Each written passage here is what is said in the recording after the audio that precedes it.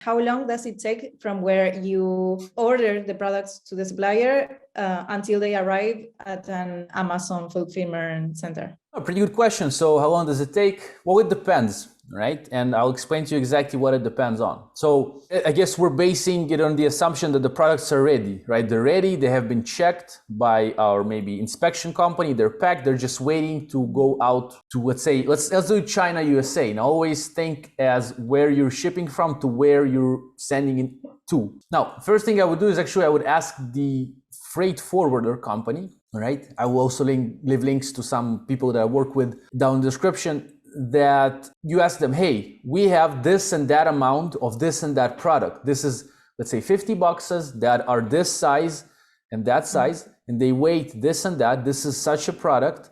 There's also a thing that you have to include, which is called HS code. I believe, Lucia, you watched my course, for free course on Udemy for shipping with Amit Rosenthal. He owns a company here in Israel for shipping. And HS code is like a code that the local authorities put on your product, let's say, and they have you have to pay, or you don't have to pay extra. It's like HS code. People can Google that. Yeah, it's a special tariff. Sometimes, usually, it depends on the product, but usually it can be 0%. Sometimes it's 5%, sometimes it's 30%. It depends on where you're shipping it from. But I'm diving a bit too deep. There's options of air shipping, swift air shipping, or very fast express. You can get your products, let's say from China to USA in 3 days, 3 days. Who is it good for and who is it not good for? It's good for very light products and where you have a lot of room for margin. For example, for a new product that has a very low cost for landed, we can eat up this expensive air shipping, because air shipping is more expensive, and specifically the express. Or if you're going out of stock, you don't want to go out of stock on Amazon, because then you lose your positions. You're selling. If you go out of stock, then other competitors, you disappear from search, other competitors appear, and then you go down. So what you can do is you can ship air, express about 3 days, regular air. There's different companies you can talk to, different kind of rates of how long it takes, but about 3 days. We're talking about working days, by the way. That's interesting to say. Working days is from Monday until Friday usually. Yeah, there's calendar days as well. So you can ask the company, is it working days or calendar days? That's interesting, because sometimes people try to sell you something with, so to say, lower calendar days, you think, but it's working days, so it's longer. So one working week is 5 days, Monday to Friday. So there's like 20 working days in a month or something, right? So you need to think about that as well. That's good to know. So, and there's normal air shipping, which usually would be like 2 weeks to get to the fulfillment center on Amazon. From China, again, we're talking. It might be different from Russia, from Italy, or from Argentina, wherever you can ship, kind of source your product from. And there is then got a middle also. So there's like 3 day maybe or 5 day express shipping of air. There might be like 8-10 days, sort of mid express. And there's like regular air shipping. There's like 14-16 days. And then we go to sea shipping. There is slow sea shipping, and the cheaper it is, the longer it goes. Okay, so you can have shipments that are like 45 days. It depends on the company. They have different routes. They have different ways of logistics. They can come up with new ways of transportation where they can save the shipping cost, time for you actually, and cost maybe. So slowest one, like sea shipping, maybe 45 days. It can be, okay. Then it might be a bit faster. It depends. There's some different ways. Also depends on where the logistics center is located in the United States and where the logistics center is located in China. Because, for example, if your products are in the middle of China, it will take only like a few days maybe to bring them to another part of China.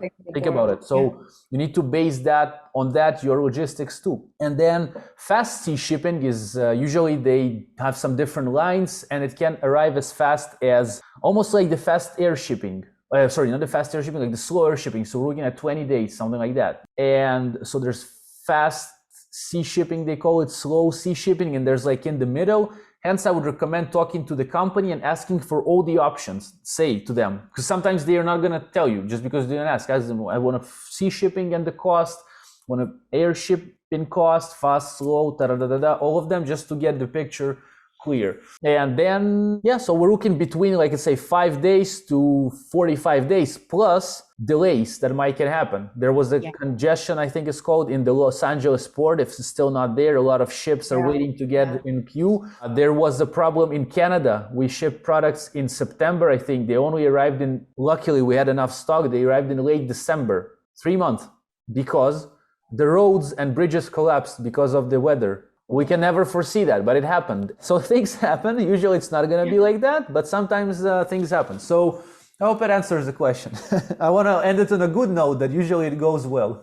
So whatever is promised to you in the times, this is how long it takes. I want to add something. Also, it's good to ask, I think, to the supplier a DDP price and compare it with the supplier quotation, for example. So that's how you get maybe an idea of the total cost of the product, of the operation between China. DDP, for those who are watching, is delivered duty paid. That means, so that's a good point that you brought up. So for those who are not sure what that means, DDP means delivery duty paid, and there's EXW, which is X works, and I'll explain. So let's say there's a price of a product, which is the scissors, I think maybe, I don't remember exactly, let's say $1 it costs to produce them, maybe 70 cents, something like that. Let's give it a $1, so it's gonna be easier to count it. $1 to produce them. That's EXW price. So for price to pay, if the manufacturer creates the product, packs it into boxes, adds all the logo, everything, until the boxes are out of the factory, ready, that's the EXW price. Let's say it's $1. But DDP price is delivery duty paid. That means the price that we'll have to pay when we buy the product, plus we ship it door to door to Amazon until the warehouse. And then you can, as you mentioned, right, you can understand how much is the price, including everything until the end. Then you can base your assumptions on like, can I be profitable with this or not?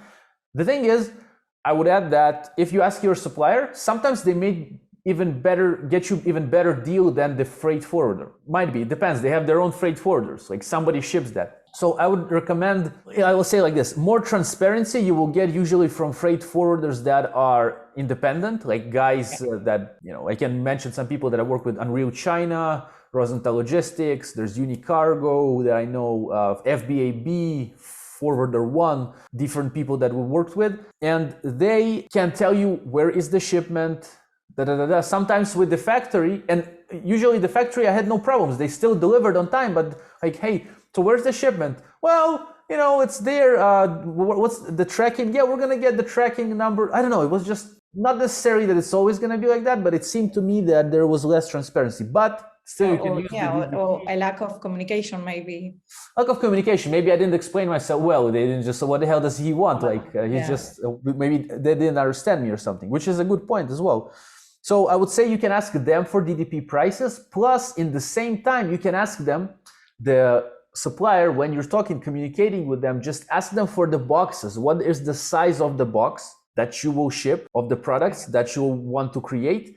And in the same time, before even you start the project, you can ask a freight forwarder. Like, don't be shy, you can ask them. You can ask for the packing list. Yeah, exactly, packing list. Yes, you just ask for the packing list and send it to the freight forwarder. Yeah, and then you get, before even you start producing, just to understand, which is actually good to do, because otherwise you start producing, you do something, and then you realize that you are not profitable.